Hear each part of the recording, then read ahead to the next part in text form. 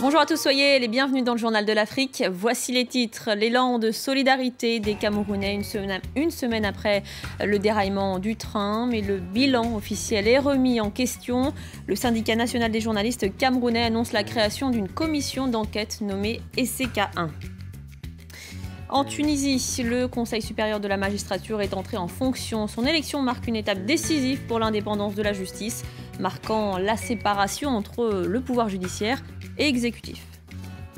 Et puis elles sont belles, elles sont rondes et elles sont mannequins. À Lagos, les designers ont décidé de mettre à l'honneur les femmes voluptueuses à l'ouverture de la Fashion Week, la Fashion Design Week. Reportage dans ce journal.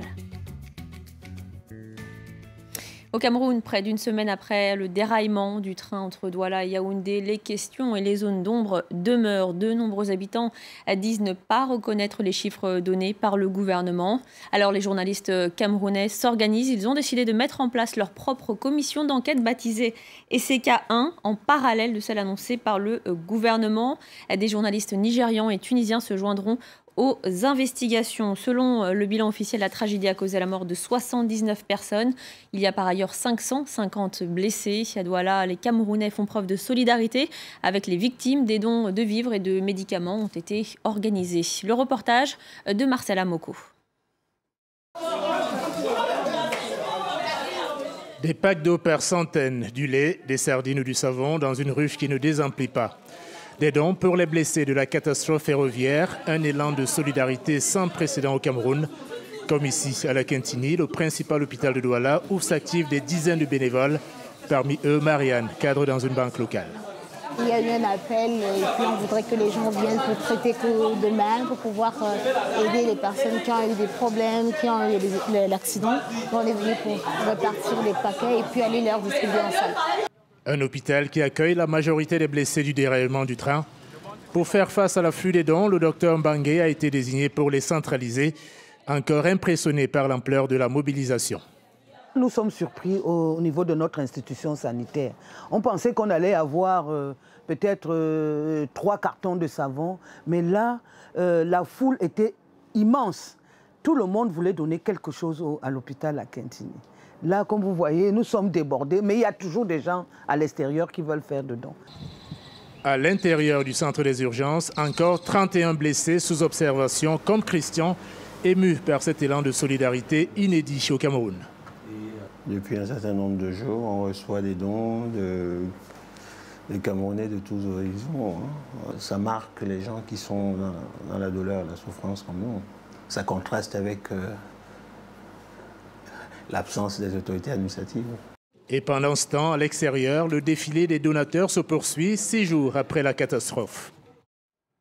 Dans le reste de l'actualité, en bref et en images, à Nairobi, un homme a été abattu devant l'ambassade des États-Unis. Il avait peu avant porté plusieurs coups de couteau à un policier. L'homme âgé de 24 ans était originaire du comté de Wajir, dans le nord-est du pays. On ignore pour le moment si cette attaque relève d'un acte de démence ou si elle est motivée par des raisons politiques ou religieuses. Au Kenya, toujours, le gouvernement instaure un couvre-feu de 2 mois dans le comté de Mandera. Couvre-feu de 18h30 à 6h30 du matin jusqu'au 27 décembre. Le comté de Mandera est situé dans le nord-est du pays. C'est là qu'a eu lieu mardi une attaque meurtrière perpétrée par les islamistes somaliens Shebab. 12 personnes avaient perdu la vie. En Somalie, ils ont occupé la ville de Kantala durant 24 heures. Le groupuscule djihadiste somalien se revendiquant du groupe État islamique s'est retiré jeudi de la localité située au Puntland, mais selon certains habitants, il serait resté au voisinage de la ville. Et puis Paul Kagame poursuit son opération séduction dans les pays francophones. Le président rwandais est en visite de travail à Brazzaville depuis ce jeudi, une visite de 2 jours selon la présidence congolaise. L'occasion pour les 2 dirigeants africains de faire perdurer les relations qui lient les 2 pays depuis des années et les nombreuses coopérations mises en place. Ces 12 derniers mois, Paul Kagame a multiplié les déplacements en Afrique francophone et a reçu de nombreux chefs d'État et de gouvernement à Kigali. En Tunisie, c'est un grand pas pour l'indépendance de la justice. Le Conseil supérieur de la magistrature a enfin été élu. Le projet avait été inscrit dans la nouvelle constitution de 2014. Salué par le gouvernement comme une avancée historique, l'institution va désormais encadrer le travail des tribunaux tunisiens. Les explications de notre correspondant Sandro Lutens. Ils ont été plus de 13 000 à se rendre aux urnes à travers le pays. Des huissiers, des avocats, des juges, même des experts comptables, ils sont tous allés aux urnes pour élire leur conseil supérieur de la magistrature. Un conseil qui compte désormais plus de femmes que d'hommes. Un conseil qui pourra procéder à des nominations, à des mesures disciplinaires. L'accouchement aura été plutôt difficile. Le projet de loi a passé 1 an à l'Assemblée, puis ensuite 7 mois d'attente jusqu'aux élections. Finalement, le Premier ministre Youssef Chahed a salué une journée historique. Aujourd'hui, c'est un premier pas, un grand pas vers l'indépendance, parce que jusque-là, ils étaient nommés, et du fait qu'ils étaient élus, ils étaient à la solde du pouvoir exécutif. Et bien sûr, c'était l'épée de Damoclès sur les juges au niveau de la permutation, au niveau des grades, etc. Donc les juges qui n'étaient pas très obéissants, bien entendu, pouvaient encourir des sanctions, même si elles ne sont pas des sanctions déclarées.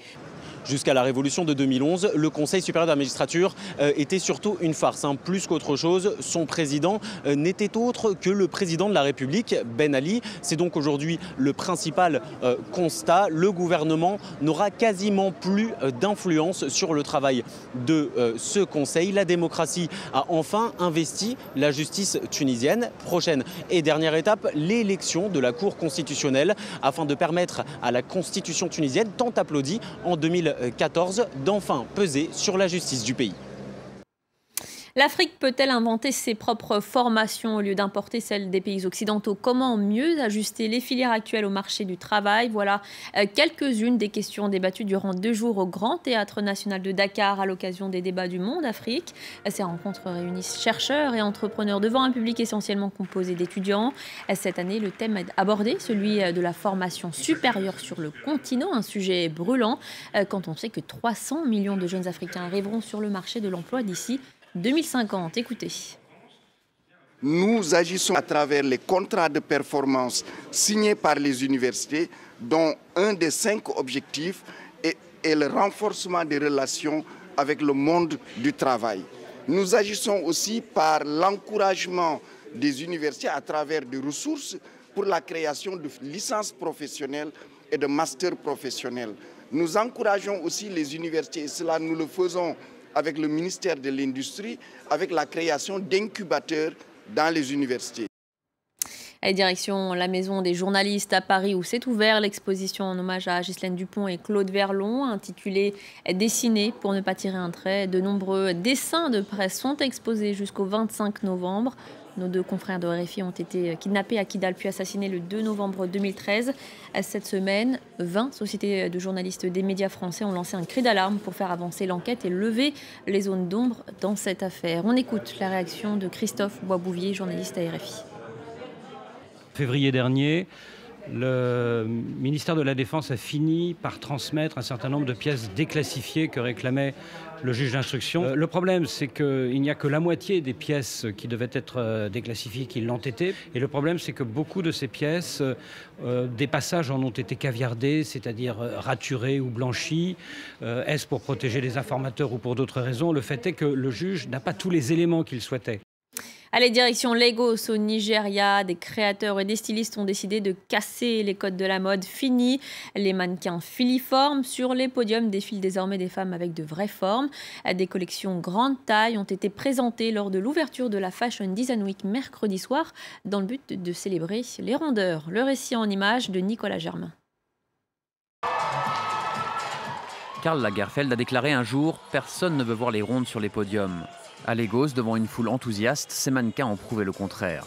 5 créateurs de mode ont présenté leur collection grande taille. Dans les coulisses, on espère que les mentalités commencent à changer. Le mouvement des rondes veut encourager les femmes, leur dire « Vous êtes belles, vous avez de belles formes ». Et les gens doivent vous accepter comme vous êtes. Les femmes rondes sont splendides. Et la surreprésentation des mannequins minces est injustifiée. La beauté englobe beaucoup de choses et toutes les tailles. C'est génial que ces mannequins qui représentent la beauté puissent défiler ici. Les collections grande taille forment un marché en pleine expansion, non seulement en Occident mais aussi en Afrique. Des études montrent que les tours de taille augmentent sur le continent.